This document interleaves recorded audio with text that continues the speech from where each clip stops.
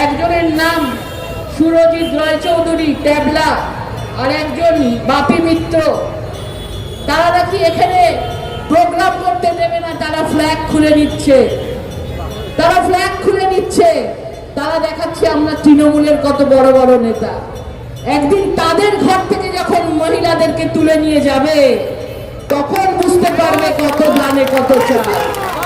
তখন আর বলতে হবে না আমি টিএমসি করি, তখন জোর করে বলতে হবে আমি হিন্দু, আমি বাঙালি, আমি এখানেই জন্মেছি, আমাকে বাঁচতে দাও। তখন আমাদের পাতেই ধরতে হবে, তাদেরকে এখানেই আসতে হবে যারা হিন্দুদের জন্য, যারা সনাতনীদের জন্য যেভাবে লড়ছে।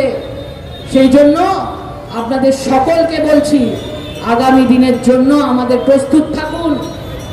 ঘরে ঘরে যা জিনিস আছে, এখান থেকে যারা আপনাদের আত্মীয় স্বজন দূরে থাকে তাদেরকেও বলুন নিজেরা লাঠি বটি ঝাঁটা যাই থাক না কেন বাড়িতে নিজেদের প্রতিরোধ করবার জন্য সবকিছু রাখতে। কোন রাজনৈতিক লড়াই না, শুধু একজন রাজনীতি করছে, তার নাম মমতা বন্দ্যোপাধ্যায়। তিনি এইখান থেকে ক্রিম তুলতে চাইছেন, লাগিয়ে দিয়ে একতরফা অ্যাটাক করে তিনি মুসলমান ভোটগুলোকে একসাথে করতে চাইছেন। তার জন্য যা করবার তিনি তাই করছেন, কিন্তু আমাদের তাই করলে চলবে না।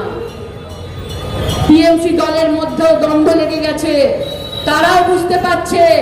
তারাও একটা কথা বলেছে দেখেছেন, তারা কোনো কথা বলতে পারছে না। তারা জানে যে তাদেরকে জিততে হবে, কিন্তু আজকে বাদে কালকে তাদের প্রাণহানির আশঙ্কাও আছে।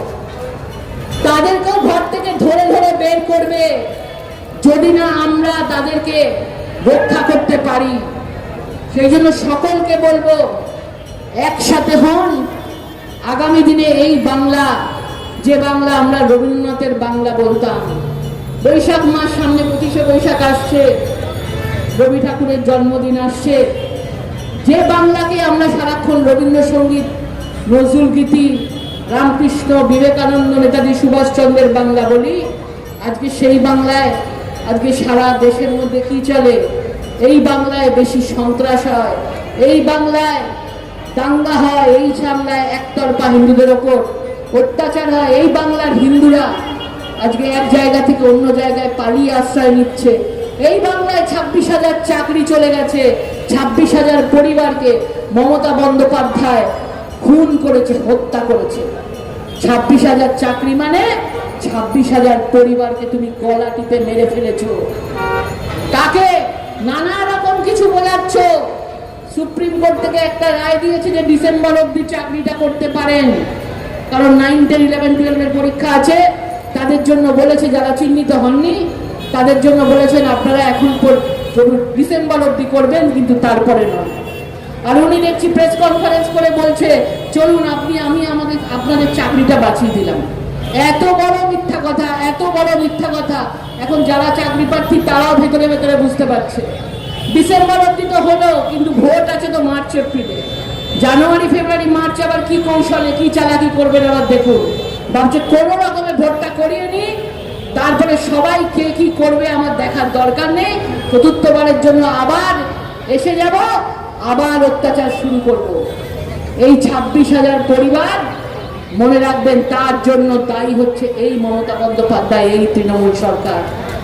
যেভাবে তাদেরকে যোগ্য অযোগ্য সবাইকে একভাবে গুলিয়ে দেওয়া হয়েছে, যেভাবে টাকার বিনিময়ে চাকরি দেওয়া হয়েছে, পুরো সিস্টেমটাকে পুরো ধ্বংস করে দিয়েছে। পুরো সিস্টেমটা ধ্বংস হয়ে গেছে। আজকে যারা স্কুলে পড়তে যায়, আজকে যারা পড়বে, নতুন স্কুলে যাবে, তার মা বাবা, সেই স্টুডেন্টরা ভাববে এখানে পড়াশোনার কোনো দাম নেই। যদি টাকা থাকে, টাকা দিয়ে আমরা চাকরি পেয়ে যাবো, পড়াশোনা না করলেই চলবে। এটাই আমাদের ভবিষ্যতে হতে চলেছে। সেই জন্য সবাইকে বলবো, ভারতীয় জনতা পার্টির তরফ থেকে আমরা অন্যায়ের বিরুদ্ধে আওয়াজ তুলি। আমরা আগামী দিনে সবাই আওয়াজ তুলব, এবং আগামী দিনে এই 26,000 পরিবার যাতে বিচার পায়, এই হিন্দুরা যাতে বিচার পায়, আমরা পুরোপুরিভাবে তাদের পাশে থেকে আওয়াজ তুলব এবং লড়ে যাব।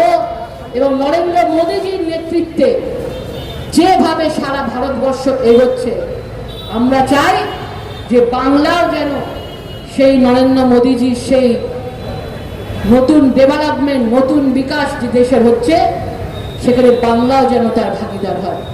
বাংলা অনেক পিছিয়ে যাচ্ছে। বাংলা আজকে পাশের দেশ বাংলাদেশের মতো অবস্থা হয়েছে। বাংলাদেশকে দেখে আমরা ভয় পেয়ে গেছিলাম, মূর্তি ভাঙছে, হিন্দুদের মারছে, কেটে ফেলছে। আজকে সেই অবস্থা আমরা বাংলায় দেখতে পাচ্ছি। সেই জন্য সবাইকে সজাগ হন, সবাইকে সজাগ করুন। ভারতীয় জনতা পার্টি প্রত্যেকটা অত্যাচারিত মানুষের সাথে আছে এবং আগামী দিন আমরা লড়ব। এবং 2026 আমাদের কাছে মনে রাখবেন, আমাদের কাছে সবচেয়ে বড় সুযোগ। এই তৃণমূল সরকারকে উৎখাত করতে গেলে সকলকে একসাথে হয়ে এই দুর্নীতিকে উপড়ে ফেলতে হবে এবং ভারতীয় জনতা পার্টির সরকার এই বাংলায় তৈরি করতে হবে। আমাদের প্রতিশ্রুতি দিতে হবে, আমাদেরকে শপথ নিতে হবে এবং আমাদের প্রত্যেককে রাস্তায় নামতে হবে। প্রত্যেকটা বাড়ি বাড়ির মা বোনেদের বলতে হবে যে মা বোনেরা যদি রাস্তায় নামে কেউ ঠেকাতে পারবে না। মা বোনেদেরকে উৎসাহিত করে রাস্তায় নামাতে হবে। তাদেরকে বলতে হবে লক্ষ্মীর ভান্ডার তো আর পাবেন 1000-1200, কিন্তু আপনার সংসার চলে গেলে, আপনার ছেলে মেয়ের চাকরি চলে যাচ্ছে, আপনার পরিবার চলে যাবে, আপনার ঘর চলে যাবে, তাহলে কোনটা মেনে নেবেন? এই জন্য মা বোনেদেরকে রাস্তায় নামাতে হবে।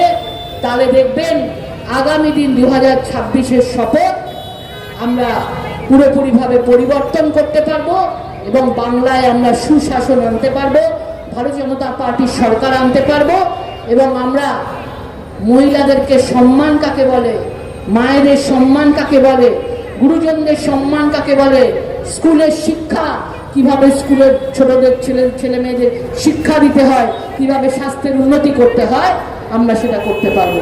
সেই জন্য সবাই একসাথে হন। আগামী দিন লড়াইটা কঠিন হতে পারে, কিন্তু আমরা যদি সবাই একটু একটু করে ভাগ করে নিই তাহলে আমাদের কাছে লড়াইটা খুব সোজা হয়ে যাবে। সবাই আসুন, একসাথে মিলিত হয়ে আমরা এই বাংলায় ভারতীয় জনতা পার্টিকে নিয়ে আসি। সবাই সুস্থ থাকুন, সবাই ভালো থাকুন। এতক্ষণ পর্যন্ত এত দূর হেঁটে 2.5-3 কিলোমিটার তো মনে হয় নয়, 5-6 কিলোমিটার মনে হয় আমরা হেঁটেছি।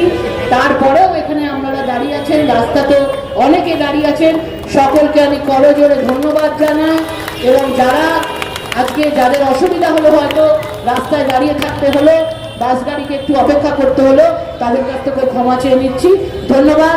জয় হিন্দ। বন্দে